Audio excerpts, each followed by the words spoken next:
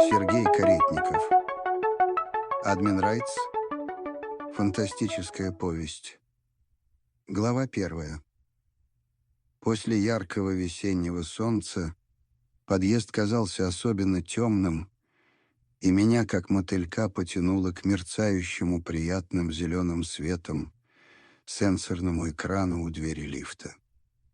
В глубине экрана, как рыбки в аквариуме, кружились и кувыркались разноцветные стрелочки, расширялись и сужались светящиеся окружности, плавно меняя цвет.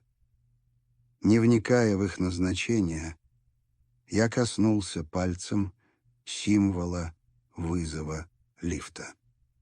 По матовой поверхности двери от центра к краям побежали светящиеся стрелки, предупреждая, что дверь сейчас откроется. Внезапно от душераздирающего скрежета заложило уши. Вместо ожидаемого плавного и бесшумного, как на дисплее, движения, дверь стала открываться рывками, издавая пронзительные звуки.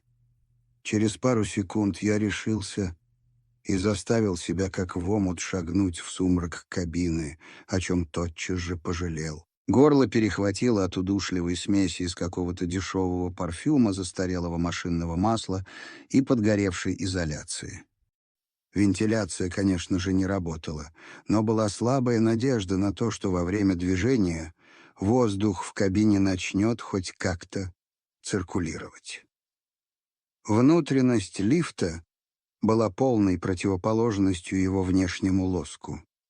Сначала я подумал, что это такая задумка дизайнера оригинала — погрузить посетителя в эпоху ранней индустриализации или эру стимпанка и тем самым подчеркнуть достижения современной науки, но вскоре стал очень сомневаться в этом предположении. Погружение в среду — это, конечно, хороший ход, но всему надо бы знать меру. Сверху через ржавую металлическую пластину с беспорядочно просверленными отверстиями разного диаметра пробивался тусклый свет аварийной лампочки. Как я ни старался рассмотреть при таком освещении цифры на кнопках пульта, мне не удалось, но сдаваться я не собирался. Дом был 16-этажный, а так как мне надо было на 12-й, я отсчитал на ощупь во втором ряду 4-ю кнопку сверху и уверенно вдавил ее в стену. Под кнопкой что-то хрустнуло, и она провалилась в панель, а далеко вверху что-то глухо заурчало. В двери громко зашипело, будто пар вырывался из паровозного котла, и она начала медленно закрываться. Дойдя до середины, она пошла наперекос и остановилась. Электропривод жалобно взвыл, пытаясь преодолеть сопротивление, но не справился и разочарованно умолк. Дверь дернулась назад, но тотчас снова пошла вперед и, сотрясая пол и стены, с грохотом захлопнулась. Лифт замер, как бы приходя в себя и соображая, что же теперь делать, затем лихо крякнул и медленно тронулся вверх. При этом тросы в шахте исполнили мелодию, которой позавидовал бы любой виртуоз-контрабасист. Я вздохнул с некоторым облегчением. Кажется, не придется тащиться пешком на 12-й этаж, но радость была недолгой. Кое-как доскрипев до 9-го, лифт остановился и, к моему огромному разочарованию, не открывая дверей, поехал вниз. Проделав дверями те же манипуляции, что и перед подъемом, он погасил единственную горевшую до сих пор аварийную лампу и затих. Как я ни старался заставить его тронуться с места, признаков жизни он больше не подавал. Видимо, возникли какие-то неполадки в системе уровня погружения. Я вышел из лифта и двинулся вверх по лестнице, успокаивая себя тем, что мне все-таки повезло. Дверь могла ведь вообще не открыться, вот тогда довелось бы в полной мере насладиться ароматами душной кабины. Добравшись до 3-го этажа, я услышал, как внизу хлопнула дверь подъезда, и послышались голоса. Мужчина и женщина о чем-то спорили. Вскоре голоса стали глуше. Очевидно, люди вошли в злополучную кабину. Еще через некоторое время, к моему искреннему удивлению, снова загрохотали двери, и лифт пошел вверх. «Ничего», — злорадно подумал я, — «далеко не уедете». Вскоре лифт, как ни в чем не бывало, прошуршал мимо меня. Я прислушался. Спустя некоторое время он остановился. Я усмехнулся, но уже не злорадно, а скорее сочувственно, ожидая, что парочка пассажиров-неудачников сейчас, как и я, отправится туда, откуда приехала. К еще большему удивлению я услышал, что двери открылись, и продолжающие спорить голоса переместились на лестницу на несколько этажей выше меня. «Везет же людям!» Я остановился, чтобы перевести дыхание, и услышал едва различимый вскрик и два быстро следующих друг за другом негромких хлопка, и за ними два глухих удара, будто что-то тяжелое, а потом что-то полегче упало на бетонный пол. Наступила тишина. В моей голове, как в кино, пронеслась серия картинок. Двое пассажиров выходят из лифта, из-за угла появляется высокая темная фигура, в руке пистолет с глушителем. Бац, бац, и два тела падают прямо в проеме дверей. «Ну все, надо же!» — расфантазировался. Оборвал я ход своих мыслей. Насмотрелся детективных сериалов. Вот теперь и мерещится всякое. Я отогнал остатки навязчивых картинок и стал подниматься дальше, но скоро поймал себя на мысли, что стараюсь делать это как можно тише. И уже не иду, а крадусь на цыпочках вдоль стены. «Что за чушь?» — разозлился я. Совсем нервы расшатались. Надо поменьше пить кофе.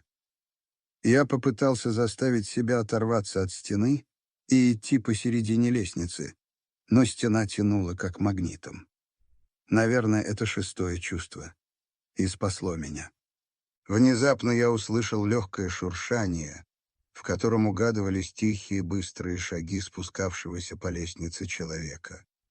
Движимый непреодолимым порывом, я беззвучно прошмыгнул на лестничную площадку, скользнул в нишу за трубой мусоропровода и затаил дыхание. Здесь пахло плесенью, подгнившими овощами и старыми окурками, но сейчас это место казалось мне самым уютным в мире. Мое укрытие было почти не видно с лестницы, но сам я мог видеть краем глаза небольшой участок уходящих вниз ступеней и изгиб перил. Расплывчатая колеблющаяся тень легла на стену. Шаги замедлились и стали приближаться ко мне. Я замер и перестал дышать. Предательская капля пота упала за шиворот и прохладной дорожкой побежала вниз по спине, заставив меня вздрогнуть. Совсем рядом взвизгнула металлическая дверка мусоропровода. Послышалось сопение и возня, будто в мусоропровод, комкая и сминая, проталкивали большую картонную коробку, не желающую туда пролезать. Наконец, это, видимо, удалось.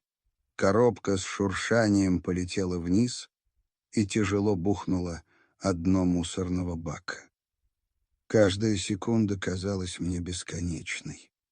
Ноги стали ватными, в ушах неистово стучало, во рту пересохло. В узкой полосе обзора промелькнула высокая худая фигура. В руке она держала пистолет с длинной черной трубой глушителя. Разглядеть человека из своего убежища я не мог. Виден был лишь силуэт, но он был разительно похож на тот, что недавно появлялся на картинках в моей голове. Внезапно я с ужасом осознал, что он не просто похож, а это именно он и есть. Так бывает, когда на незнакомой групповой фотографии среди нескольких десятков лиц вдруг без сомнения узнаешь кого-то хорошо знакомого. Когда шаги стихли, здравый смысл взял верх и легко переубедил мое подсознание, что такого совпадения попросту не может быть. и что нет ничего глупее, чем проецировать свои фантазии на реальную жизнь. Внизу хлопнула дверь подъезда, и все стихло. Выждав пару секунд, я выбрался из своего укрытия и, перепрыгивая через несколько ступенек, помчался к окну, чтобы постараться разглядеть того, кто вышел из подъезда. Прильнув лицом к стеклу, я увидел во дворе знакомую фигуру, которая, глядя на меня снизу, неспешно поднимала черную трубу глушителя, целясь в мою сторону. Наши глаза встретились, но вместо того, чтобы пригнуться или спрятаться за краем окна, я замер, как лягушка перед змеей, не в силах сдвинуться с места и обреченно понимая, что уже не успею услышать звук выстрела или увидеть, как пуля пробивает маленькое отверстие в оконном стекле, прежде чем попасть мне прямо в лоб. Направленный на меня ствол пистолета стал быстро расширяться и выстрелил черным куполом зонта, по которому забарабанили капли дождя. Купол двинулся прочь и быстро скрылся в подворотне. Напугавший меня пистолет оказался обычным зонтом, а злодей, скорее всего, меня вообще не видел, а просто глянул вверх на собирающиеся тучи.